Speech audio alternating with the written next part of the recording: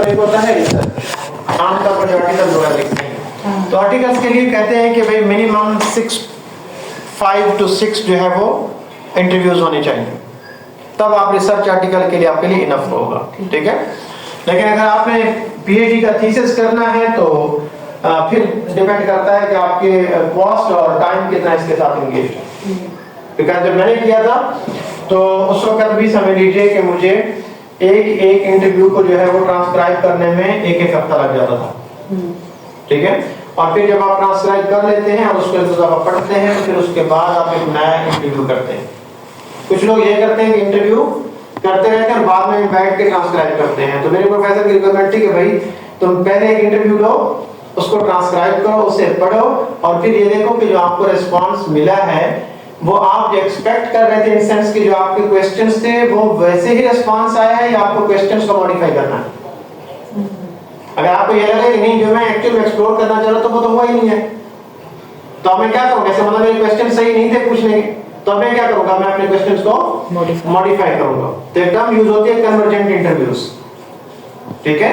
तो convergent interviews का मतलब ये है कि पहला मैंने इंटरव्यू आपसे किया, आपसे रिस्पांस लिया, उसको ट्रांसक्राइब किया, उसको पढ़ा और मुझे लगा कि नहीं कुछ क्वेश्चंस ऐसे हैं जिनका रिस्पांस इन्होंने सही नहीं दिया मेरे नॉलेज के मुताबिक, मैं इसको थोड़ा सा और मोड करके देख लेता हूं। तो जब मैंने मैडम से उसका रिस्पांस लेने की कोशिश की है तो फिर मैंने क्वेश्चंस को थोड़ा बहुत चेंज कर लिया, मॉडिफाई कर लिया, कन्वर्ट कर लिया, ठीक है। फिर इनका रिस्पांस आया, ट्रांसक्राइब किया, अब भी मुझे लगा कि क्वेश्चंस के अंदर कोई प्रॉब्लम है, तो फिर मैं अगेन जो है वो तीसरे इंटरव्यू के पास जाने से पहले जो है वो उनको फिर अगेन मॉडिफाई करूंगा।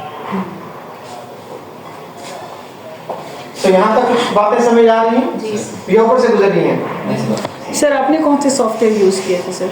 मैंने नहीं किया सॉफ्टवेयर यूज।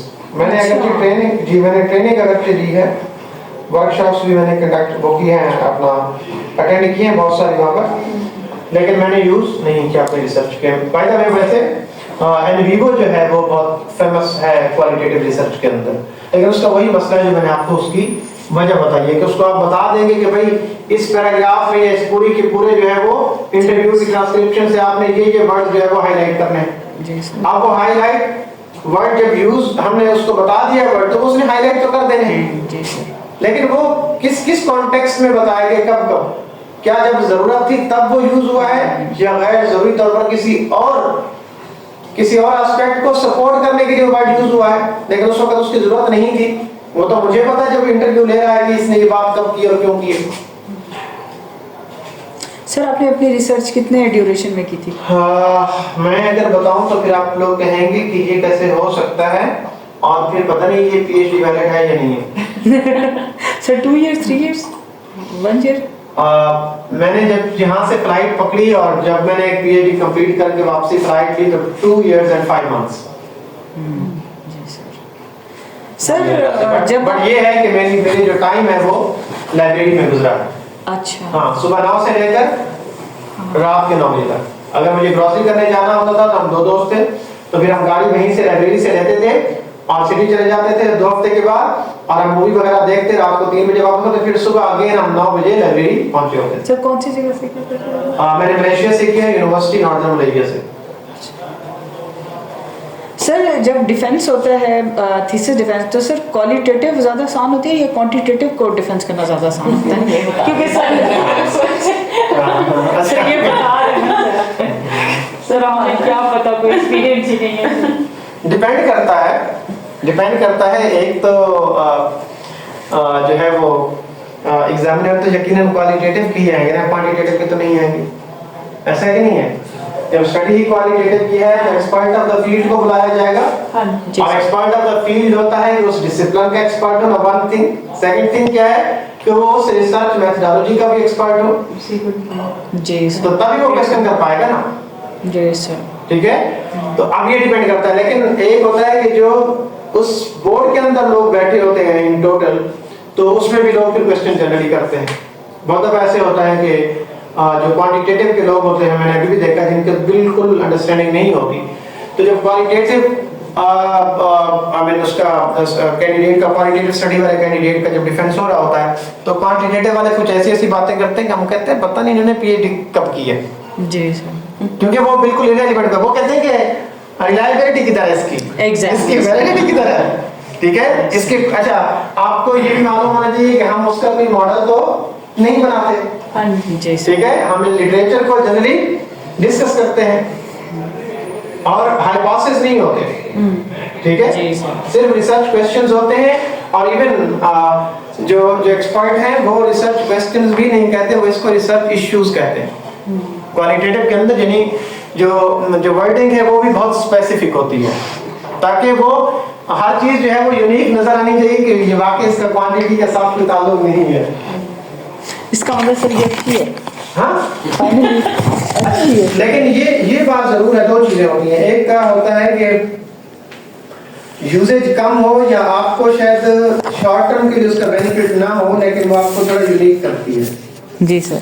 तो सक्रीन जो है वो दूसरों से डिफरेंट होती है, तो फिर वो थोड़ा सा उसका इम्पैक्ट होता है मेरी नजर में, मुझे ये लगता है।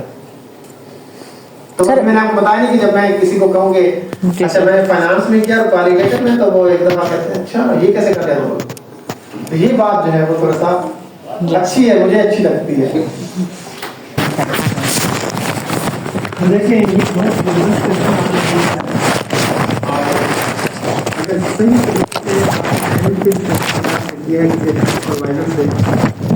क्वेश्चन बनता नहीं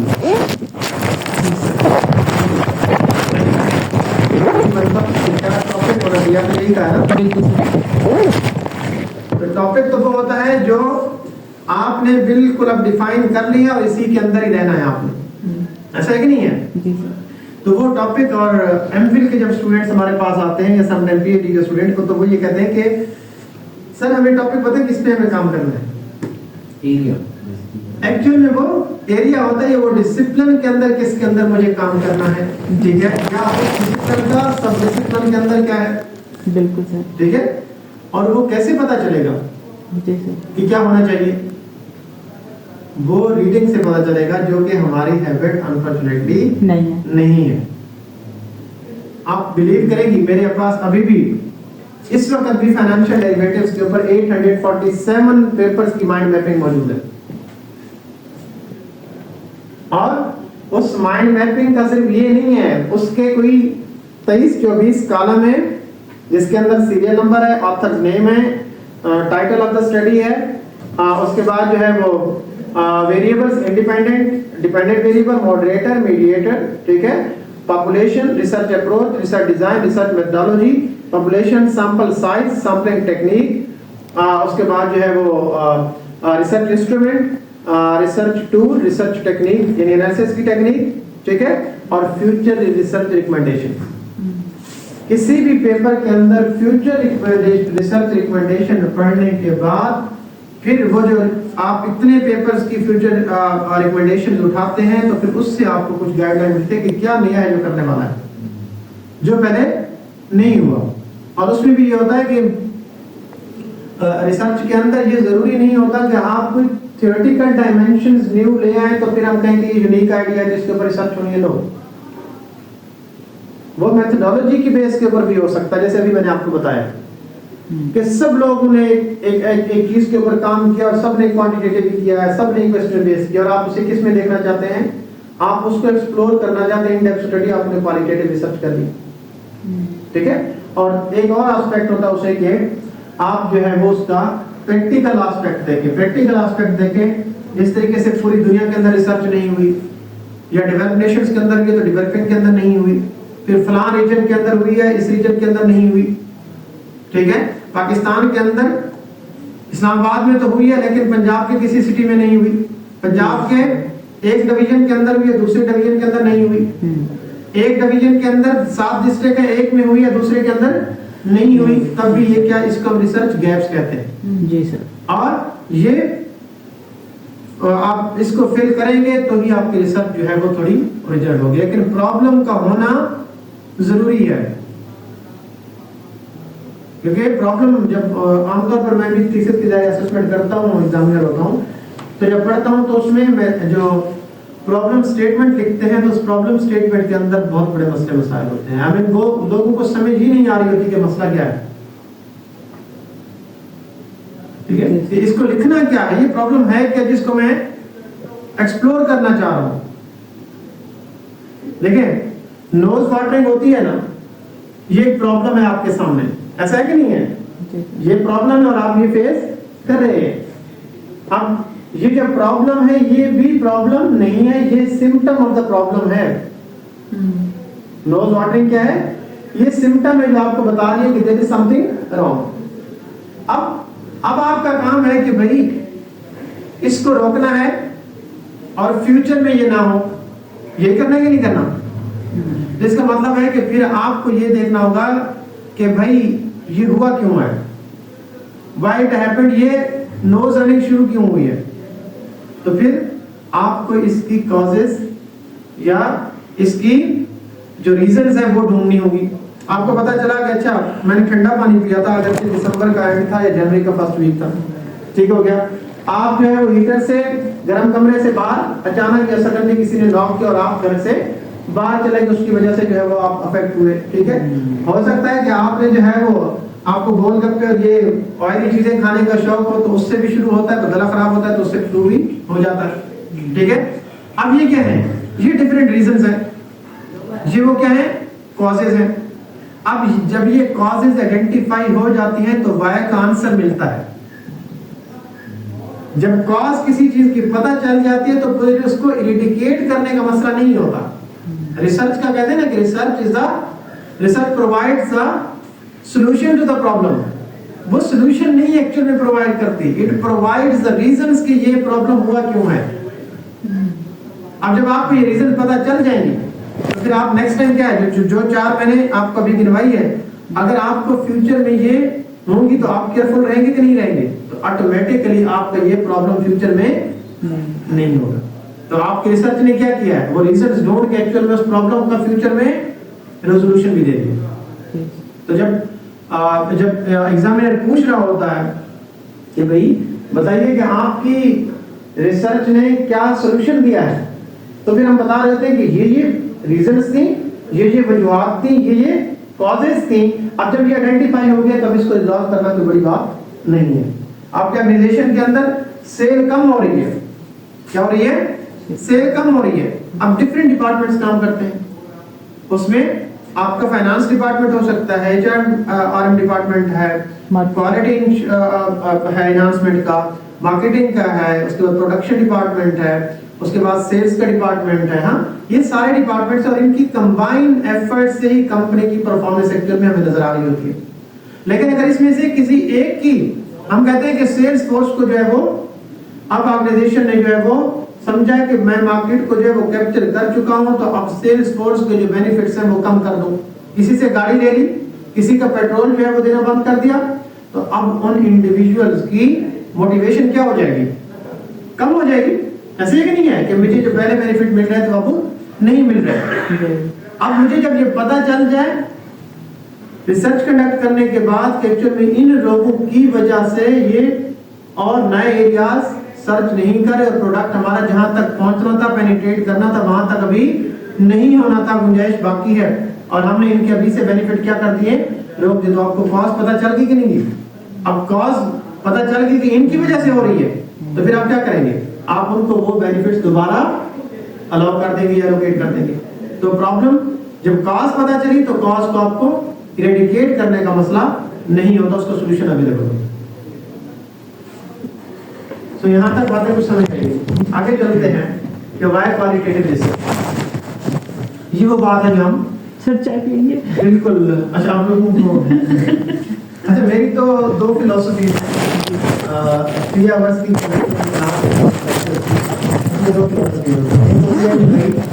दरमियान में ब्रेक कर ली है, जो कि 6 से क्लास है तो 7:20 पे 7:20 से 7:45 तक 25 मिनट की ब्रेक हो जाए। और दूसरी फिलॉसफी ये है कि हाफ आवर पहले जो है वो क्लास एंड कर दी, तो ये अब आपके ऊपर है। तो अब जब अब आज से शुरू होगा तो फिर आगे भी यही हम फॉलो करेंगे। फिर ऐसा नहीं होगा कि हम एक दिन कहेंगे कि नहीं हम ब्रेक कर लेते हैं, अगले दिन हम कहेंगे नहीं हम जल्दी चले जाते हैं। अब आप पता है तो उसमें थोड़ी सी कंसिस्टेंसी हो जाएगी। अलग अलग भी कर सकते बोर नहीं हाँ, होंगे। लेकिन कुछ एक्सेप्शनल इशू है, जैसे लगते हैं इस तरह बारिश हो रही है, अच्छा जी आज तो जाना है, बस थोड़ा जल्दी चले जाते हैं, तो वो तो हाँ। और बात है। लेकिन रूटीन में फिर वो थोड़े से मेरे भी ज़हन में जो है वो चीज़ें फिर कहने अच्छा ब्रेक देनी थी ये वो। हाँ, तो आप लोग ने अगर चाय पीनी है तो आप चाय पी के आ सकते हैं।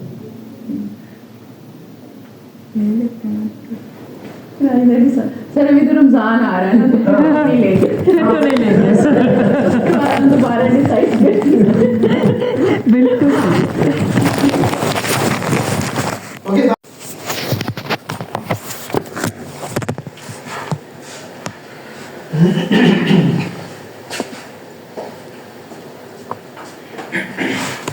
सो क्वालिटेटिव रिसर्च जो है वो हम क्यों करते हैं, उसकी वजह क्या है कि हम उन इंडिविजुअल्स के, जैसे हम शुरू में कह रहे थे, हम ये उनके बारे में ये जानना चाहते हैं कि वो क्या करते हैं, क्या कहते हैं, अपनी ऑब्जर्वेशन आपके साथ क्या शेयर करते हैं वो, और वो किस बेस के ऊपर करते हैं, वो उस एनवायरनमेंट से और सोशल इंटरेक्शन से, ठीक है, जिसके अंदर वो रहते हैं।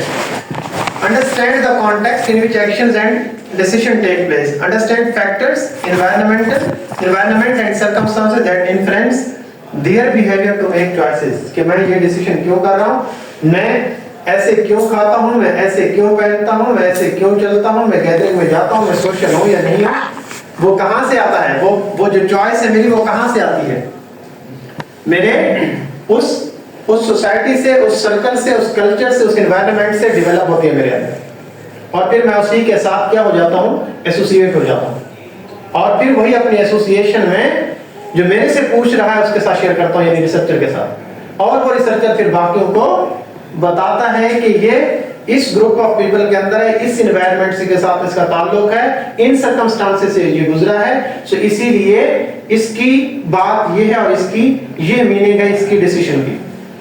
ये चॉइसेस जो कर रहा है, ये जो डिसीजन कर रहा है, वो इन बेसिस के ऊपर कर रहा है, जिसके अंदर से ये गुजरा है, जिसको इसने एक्सपीरियंस किया है। Explain why someone said something or acted the way they act. Understanding their motivations and context surrounding in their actions. कि मुझे क्या चीज इन्फ्लुएंस कर रही है, मुझे क्या मोटिवेट कर रही है कोई भी काम करने के लिए, तो वो वाई का आंसर है ना। मैं टीच क्यों कर रहा हूं, क्या मेरा शौक है, क्या मैं पैसों के लिए कर रहा हूं, मेरी मजबूरी है, ये क्या है, ये वो रीजन है जिसकी वजह से मैं मोटिवेटेड हूं। तो वो किसका आंसर आ रहा है, क्यों मैं ऐसा एक्ट कर रहा हूं, ठीक है। देन आता है find out what they are thinking, why they might behave in a particular way. अब मैं आपसे पूछता हूं, मैं आपसे फाइंड करता हूं, एक्सप्लोर करने की कोशिश करता हूं, यानी इन डेप्थ इंफॉर्मेशन लेने की कोशिश करता हूं कि आप मुझे डिटेल में बताइए कि आपकी मोटिवेशंस क्या है, पर्पस क्या है क्वालिटेटिव रिसर्च का।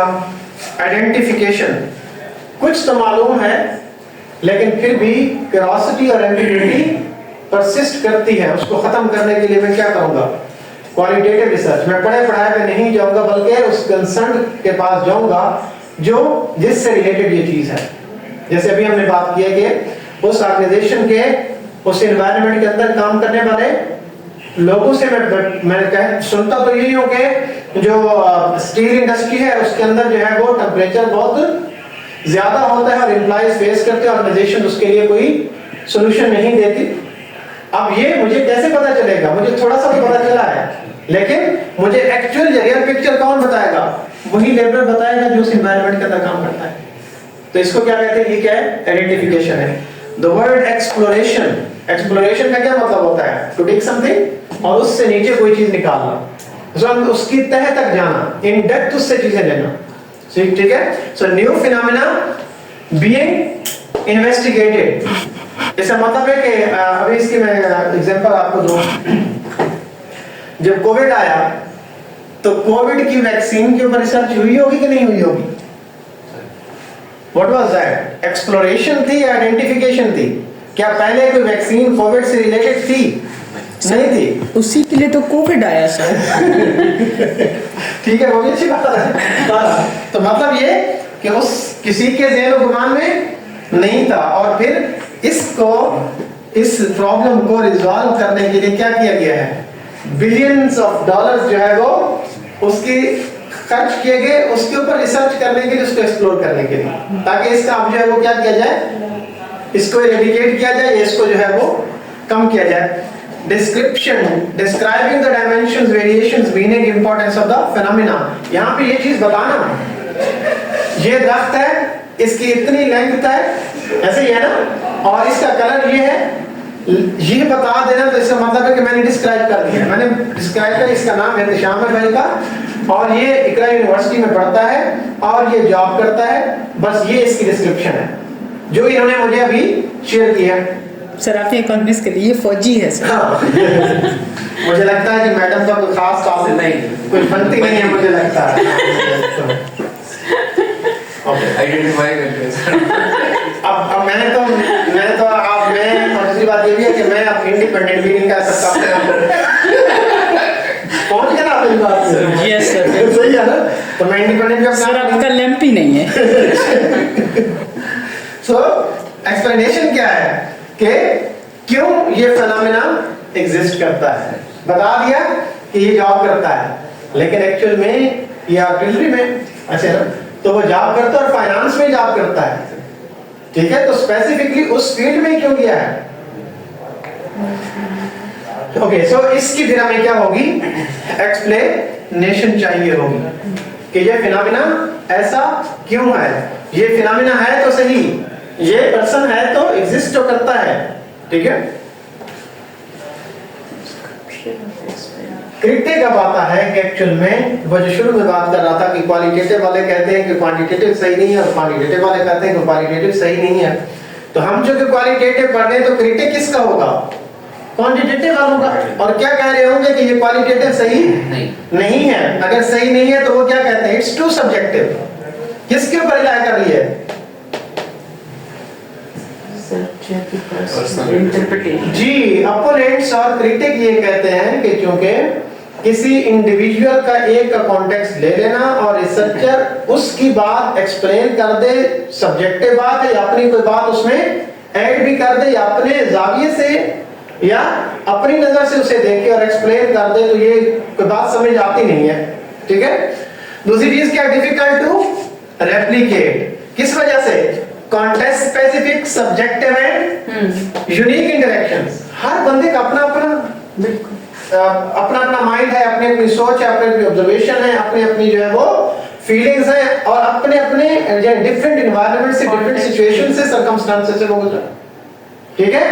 क्वालिटेटिव में हम क्या कर रहे हैं, क्वांटिटेटिव में क्या कर रहे होते हैं, वैसे वैसे क्वांटिटेटिव के अंदर हम वो रेपिटेटिव चीजें कर रही होती है जिसका हमें पहले भी पता होता है, हम टाइम के हिसाब से भी तो कर रहे होते हैं ना, बिल्कुल, कि 2 साल पहले ये था, अब हालात चेंज हो गए, तो अब मार्केटिंग का क्या रोल है, कितनी इंपॉर्टेंट है। उसके बाद है जनरलाइजेशन प्रॉब्लमेटिक, क्यों है कि मैंने शुरू में बताया था कि इसको आप जनरलाइज नहीं कर सकते। Why people say that it's my opinion, I think so, I could be wrong और राइट, ऐसे कहते हैं कि नहीं कहते। तो क्यों कहते हैं, क्योंकि मेरी आपकी हर इंडिविजुअल की जितने भी मैंने चीजें आपको डिस्कस की हैं उसमें एनवायरनमेंन है, सर्कमस्टांसेस है, कल्चर है, ये सारी डाइवर्सिटी जो है उसकी वजह से हर एक का जो एस्पेक्ट है या जो आई मीन क्या उसे कहते हैं, जो पर्सपेक्टिव है वो डिफरेंट है, ठीक है। इसलिए वो बाकियों के ऊपर इनफोर्स नहीं किया जा सकता, इंप्लीमेंट नहीं किया जा सकता, उसको जनरलाइज नहीं किया जा सकता। So lack of transparency which response to select and interpret. Transparency क्या है, इसका मतलब है कि हो सकता है कि मैं सिर्फ रिसर्चर हूं और हो सकता है कि मैंने अपने आप को अकाउंटेबल ना किया, जो कि हमने शुरू में बात की थी जब हम डिफरेंट इसके एवोल्यूशन पढ़ रहे थे, तो हमने कहा था एक लेवल के ऊपर रिसर्चर को क्या रहना है, कंट्रोल्ड एनवायरनमेंट में रहना है, उसको अपने आप को अकाउंटेबल करना है कि मैं इसका एक्चुअल हिस्सा नहीं हूं, मैं इसको कंट्रोल नहीं कर सकता, मुझे इसे नेचुरल सेटिंग में करना है, ठीक है। और जो क्वांटिटेटिव के या ऑपरेंट ये कहते हैं कि इसके अंदर ट्रांसपेरेंसी इसलिए नहीं है क्योंकि मैं जिस टॉपिक के ऊपर बात कर रहा हूं या जिस फिनोमेना को एक्सप्लोर करना चाह रहा हूं उसमें मैं अपनी राय भी डाल रहा हूं, और हो सकता है कि मैं चूंकि इंटरेस्टेड था तो तब मैंने इसके ऊपर स्टडी की। जिस तरह पर्सनैलिटीज और पर्सनैलिटीज के ऊपर जनरली होती है कि मैंने किसी का इंटरव्यू किया, ठीक है, और मेरा इंटरेस्ट था तभी मैं इंटरव्यू के लिए गया, और अब जब वो उसकी बात आएगी तो मैं उसकी बात वो ज्यादा एम्फेसाइज करूंगा जो मुझे भी सूट करती है।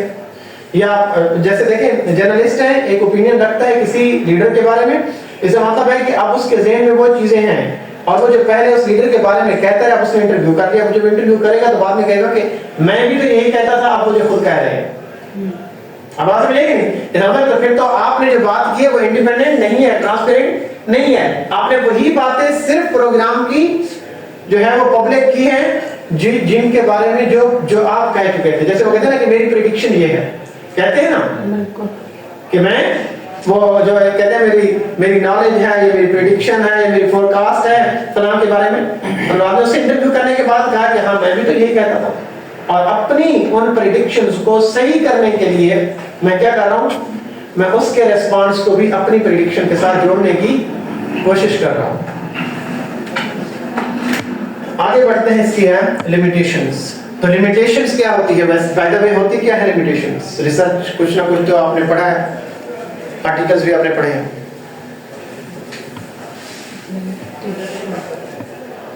कंस्ट्रेंट्स, हाँ, कंस्ट्रेंट्स, लिमिट्स, बाउंड्रीज तय करना, इनसर्कल करना कि भाई अब मैं इसी एनवायरनमेंट के अंदर रह के करूंगा ये स्टडी। तो क्या लिमिटेशंस है?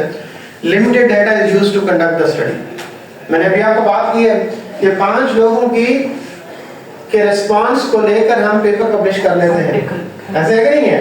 जबकि मेरे साथ में बराबर वाला 500 लोगों को वो रिस्पांस जो है वो फॉरवर्ड करता है, एडमिनिस्ट्रेट करता है, और उससे आने वाले रिस्पांस को एवेल्युएट करता है, और हम दोनों एक ही लाइन में खड़े होते हैं, एक ही लेवल के पेपर के अंदर हमारा पेपर पब्लिश हो रहा होता है। The study is always contextualized and it is difficult to generalize for broader context। इसका मतलब है कि बस उतने ही लोगों के लिए, उतने ही एरिया के लिए है, और उनके लिए जिनको ये स्टडी अफेक्ट कर रही होगी। Then the qualitative analysis is more difficult and rigor is required to describe and transcribe and analyze the data। हाँ, ये बात जरूर है कि क्वालिटेटिव रिसर्च का एनालिसिस डिफिकल्ट है, जैसे अभी मैंने आप लोगों को बताया। वहाँ पे तो ये है कि डाटा जो है वो रेस्पॉन्सेस अगर ऑनलाइन लिए हैं तो वहीं से ही वो सॉफ्टवेयर पिक कर रहा होता है, क्वांटिफाई कर देता है, और वो आपको जो है वो नंबर्स में न्यूमेरिक में दे दिया और आपने उसको एक्सप्लेन कर दिया। इसके अंदर जो है वो हमने थीम्स क्रिएट करने हैं, फिर कौन सा मेन थीम उसमें से जनरेट करना है, तो वो in case of variety of forms of the data, text, images, videos, field notes, convergence is difficult। आपको पता है कि ये बात और ये बात तो समझ आती है, और इससे भी हम क्या करते हैं, मीनिंग लेते हैं कि नहीं लेते? इमेजेस से भी हम क्या करते हैं, मीनिंग जो है वो एक्सट्रैक्ट करते हैं। तो क्वालिटेटिव रिसर्च के अंदर जो इमेज है उसके भी हम मीनिंग एक्सट्रैक्ट करते हैं, जबकि क्वांटिटेटिव के अंदर नहीं करते। तो इसका मतलब है कि फील्ड नोट यूज किए जा सकते हैं, वीडियोस यूज की जा सकती है, टेक्स्ट यूज किया जा सकता है, जो आर्काइव है एग्जिस्टिंग उसको भी हम यूज करते हैं। जरूरी नहीं है कि क्वालिटेटिव रिसर्च के अंदर सिर्फ हमने इंटरव्यू करने हैं, फोकस ग्रुप करना है, एथनोग्राफी करनी है, बल्कि एक आर्काइवल रिसर्च होती है, आपने शायद नाम सुना। तो आर्काइवल रिसर्च का मतलब है कि हम एग्जिस्टिंग टेक्स्ट को भी यूज कर सकते हैं क्वालिटेटिव रिसर्च के अंदर, ठीक है।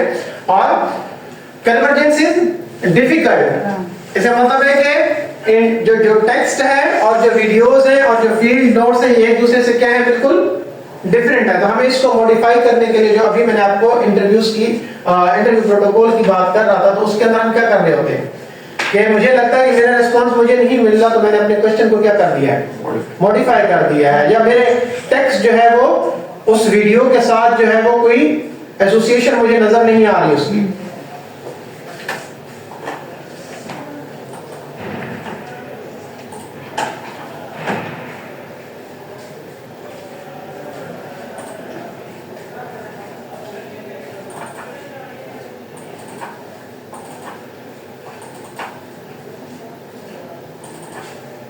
अभी हम इंपॉर्टेंस पढ़ रहे थे इससे पहले सर। नजर आया? जी सर।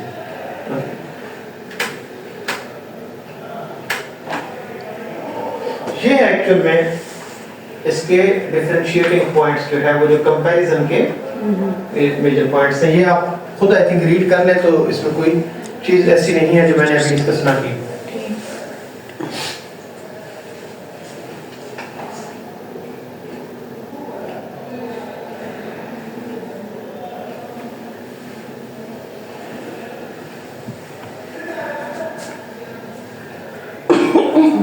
और पैरेलल में है, जो पहला पॉइंट है उसी का ही जी जी जी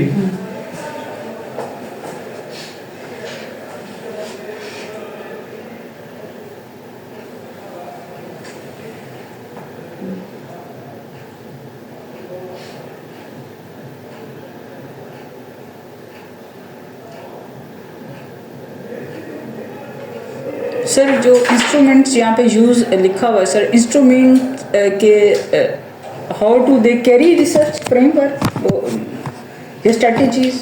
जी देखिए, दो चीजें होती है, एक होता है टूल और एक होता है इंस्ट्रूमेंट।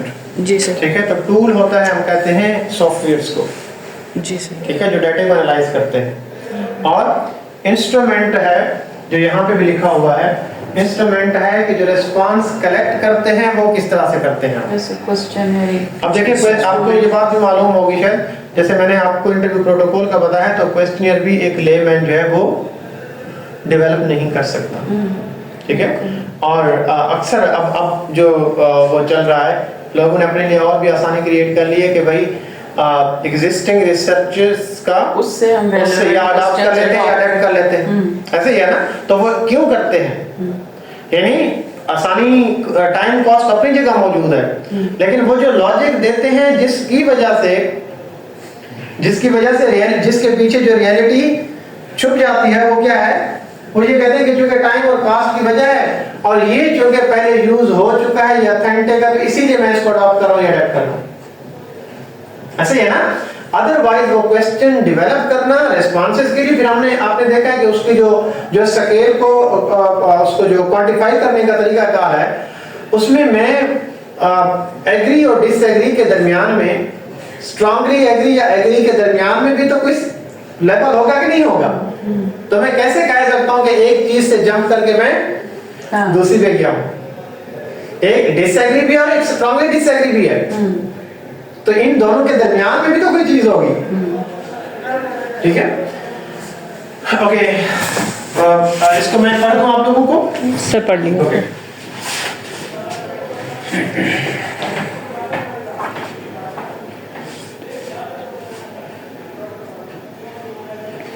जी, क्या इसमें कुछ आपको ऐसी चीज है जो आपको समझ ना आई?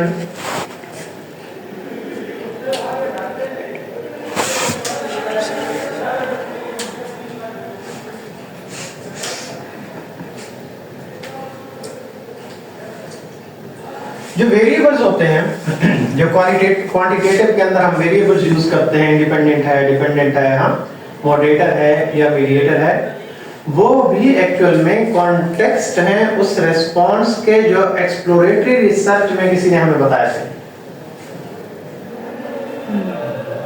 बात समझ नहीं है, यानी किसी ने कोई आइडिया दिया था पहले जो कि बिल्कुल यूनिक था, अब वो टेस्ट हो रहा है, उसको हमने वेरिएबल का नाम दे दिया है, सही है ना। तो इसीलिए हम ये कहते हैं कि वो भी तो जो क्वांटिटेटिव रिसर्च है वो क्वालिटेटिव रिसर्च ने थ्योरी बिल्ड की, उसकी डायमेंशंस हमें नजर आई और उन डायमेंशंस के ऊपर हम स्टडी कर रहे हैं, वेरीफाई करने की कोशिश कर रहे हैं, या वेरीफाई करने की कोशिश कर रहे हैं, या उनको टेस्ट करने की कोशिश कर रहे हैं। और वो अजम्पशंस जो है वो हमने बनाई है किस बेस के ऊपर, वो एक्सप्लोरेटरी स्टडी जो पहले हुई थी। आप फाइनेंस के हैं, आपको एजेंसी थ्योरी का तो मालूम होगा, ऐसे ही है ना। सो जो एजेंसी थ्योरी है उसके अंदर ओनर्स भी आते हैं, स्टॉक होल्डर्स भी आते हैं, उसके अंदर टॉप मैनेजमेंट भी आती है। अब उनका कॉन्फ्लिक्ट ऑफ इंटरेस्ट होगा तो ऑर्गेनाइजेशन जो है वो उसके प्रॉब्लम की तरफ जाएगी, और वो प्रॉब्लम, अब हम ये कहते हैं कि ये किसने बताया है, ये एक थ्योरी है, एजेंसी थ्योरी, जो कि जेनसन और मैकलिंग ने 1976 में बताई।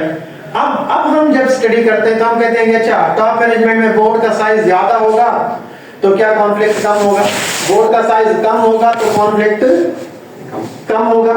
ठीक है, इसी तरीके से एक बोर्ड के अंदर कितनी कमिटीज होंगी, ठीक है, इसी तरीके से उनकी कंपनसेशन और उसके हवाले से क्या है, ये सारी चीजें जो है वो क्या है, सिर्फ एक थ्योरी की बेस के ऊपर आप उसकी डायमेंशंस डिस्कस हो रही है। और वो किस फॉर्म में, क्वांटिटेटिव फॉर्म में, लेकिन वो बेस कहां से थी, किसी थ्योरी की डायमेंशंस को। शायद आपने आर्टिकल्स पढ़े हो लास्ट क्लास के अंदर या अपने एमफिल के अंदर, तो हम जब कोई रिसर्च करते हैं तो उसके अंदर क्वालिटेटिव क्वांटिटेटिव के अंदर हम अपने वेरिएबल्स को सपोर्ट करने के लिए कोई थ्योरी जो है वो उसके साथ एसोसिएट करते हैं, ऐसे ही है ना। और उसे हम कहते हैं कि ये सपोर्टिव थ्योरी है, या हम इसे कहते हैं कि ये अंडरपिनिंग थ्योरी है, या वो उसकी बेसिक या फाउंडेशन थ्योरी है। तो हम क्यों कहते हैं, वो इसलिए कहते हैं कि हम ये बताना चाहते हैं रीडर को, एग्जामिनर को ये बताना चाहते हैं कि भाई ये जो फलां वेरिएबल है, ये फलां कॉन्टेक्स्ट मैंने लिया है वेरिएबल की शक्ल में, ये मैंने कोई हवा में उड़ता हुआ पकड़ के यहाँ पे रिसर्च में नहीं लगाया, इसकी कोई ना कोई पहले बेस हिस्ट्री मौजूद है। अभी मैंने आपको बात की ना कि टॉप मैनेजमेंट की कंपनसेशन, बोर्ड का साइज, डिफरेंट कमिटीज, ये क्या है, ये तो हमें किसी ने बताया है कि कंपनसेशन जो है वो जितनी ज्यादा दोगे उतने कॉन्फ्लिक्ट स्टॉक होल्डर और टॉप मैनेजमेंट के अंदर कम होंगे ना। अब ये जो बात है कि ये कहां से, इसका मतलब है कि ये तो पहले थ्योरी के अंदर मौजूद थी, अब मैंने ये वेरिएबल लिया तो इसका मतलब है कि ये ऑथेंटिक वेरिएबल है, ये वैलिड वेरिएबल है, ये मेरी अपनी इंट्यूशन या अपना एक्सपीरियंस से मैं नहीं ले रहा। मुझे याद पड़ता है एक दफा मैं जब पीएचडी कर रहा था तो हमारे एक सीनियर थे, सो उनका शायद प्रपोजल डिफेंस हो रहा था, तो प्रपोजल के अंदर उसने कोई ऐसी चीज की और उसका कोई वो नहीं था, साइटेशन नहीं थी। तो एग्जामिनर ने पूछा कि भाई ये बताओ कि ये बात जो आपने लिखा है पैराग्राफ, इसके दरमियान में ना तो शुरू में कोई साइटेशन है नाइट के ऊपर, ना कोई इसके दरमियान में, तो ये बात किसने की है? कहता है सर ये तो मेरी अपनी बात है। So he said who are you? उसने कहा मुझे बात समझ नहीं है। एग्जामिनर कहता है, और फिर कैंडिडेट कहता है, स्टूडेंट कहता है कि मुझे भी समझ नहीं है, आप मेरे से पूछ क्या रहे हैं? Who are you? I mean, मैं स्टूडेंट हूँ इस यूनिवर्सिटी का, और ये मेरा कार्ड है, ये मेरा रजिस्ट्रेशन नंबर है, ये मेरे फादर का नाम है, फलां कंट्री से हूँ। तो भाई उसने ये कहा कि अगर मैं तुम्हारा नाम गूगल करूँ तो तुम्हारी प्रोफाइल आएगी, और तुम्हारी प्रोफाइल क्या आएगी कि आपकी एज जो है वो 27 या 28 साल है, और आपकी एजुकेशन एमफिल है, और आपको कोई प्रैक्टिकल एक्सपीरियंस नहीं है। देन अब बताओ कि हु आर यू? और एक पर्सन ऐसा है जो यूनिवर्सिटी का प्रोफेसर है, मेरी प्रोफाइल उसने कहा उठाएं, तो आपको लगेगा कि मैंने कोई 2 बुक्स लिखी हुई है, मेरी ये एज है, मेरा ये एक्सपीरियंस है, तो मेरी बात जब करूंगा तो उसके अंदर कुछ वेट होगा कि नहीं होगा? कोई मानने के लिए तैयार भी होगा कि नहीं होगा? तो आपकी बात को कौन मानता है? तो हमने देखा है कि वो जो हम एक्नॉलेजमेंट करते हैं, एक्नॉलेजमेंट भी है, और वो ये भी बताना चाहते हैं कि ये मैं नहीं कह रहा, ये किसी फिलोसोफर ने बात की है पहले, और उसी को मैं कोट कर रहा हूं, तभी हम उसका साइटेशन में नाम दे रहे होते हैं। ठीक है, so to describe characteristics of a population